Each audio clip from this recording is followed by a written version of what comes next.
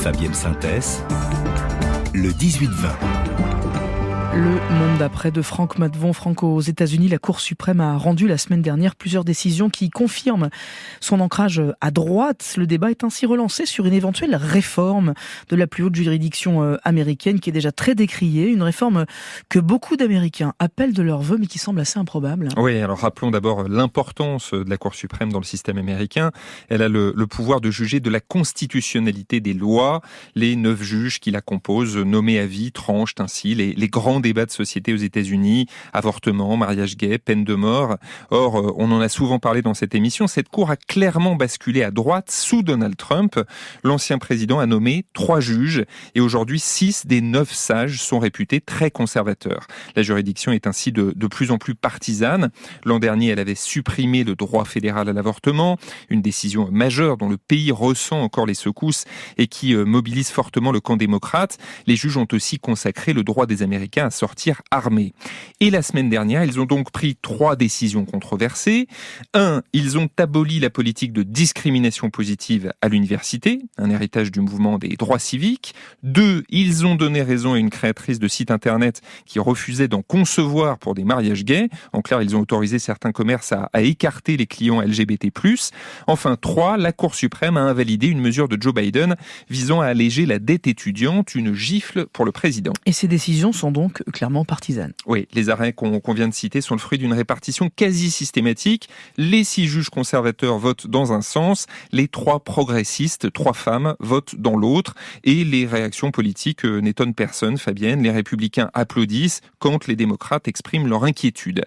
Certains arrêts de la Cour suprême sont toutefois mieux acceptés que d'autres. La discrimination positive, par exemple, est aujourd'hui impopulaire aux États-Unis. Les sondages le montrent. Pour les républicains, son abolition était donc attendue par les Américains au nom de l'égalité entre les citoyens.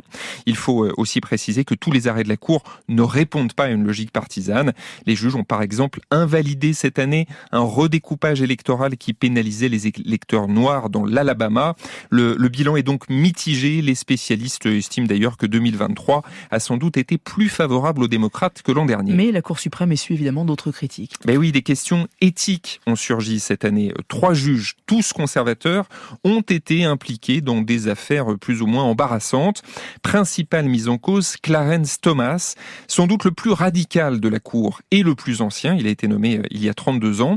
Une enquête du site ProPublica a révélé qu'il avait profité de nombreux cadeaux d'un milliardaire républicain. Idem pour le très conservateur Samuel Alito, qui a passé des vacances fastueuses avec un autre donateur républicain. Et puis un autre juge a vendu, juste après sa nomination, une propriété au patron d'un cabinet d'avocats qui plaide régulièrement devant la Cour suprême. À cela s'ajoute la fuite de l'arrêt sur l'avortement de l'an dernier, révélé par la presse avant sa publication.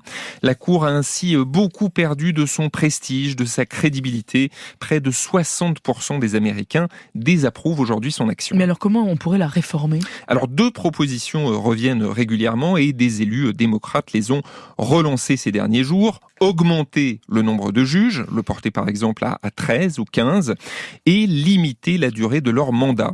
On l'a dit, ces juges sont nommés à vie et ils ne sont pas soumis à un code de conduite explicite. Les règles éthiques devraient donc être aussi renforcées. Joe Biden avait commandé un rapport sur une réforme de la Cour, mais rien ne bouge depuis que ce document a été remis en décembre 2021. Le président sait qu'un projet de réforme a peu de chances d'aboutir avec une chambre des représentants républicaine, mais Biden ne reste pas les bras croisés. Il a nommé dans les juridictions fédérales plus de juges classés à gauche que ses 3 prédécesseurs. C'est de cette manière que les démocrates répondent au remaniement du système signé Trump. Franck Matvon pour Le Monde d'après. Franck, merci beaucoup.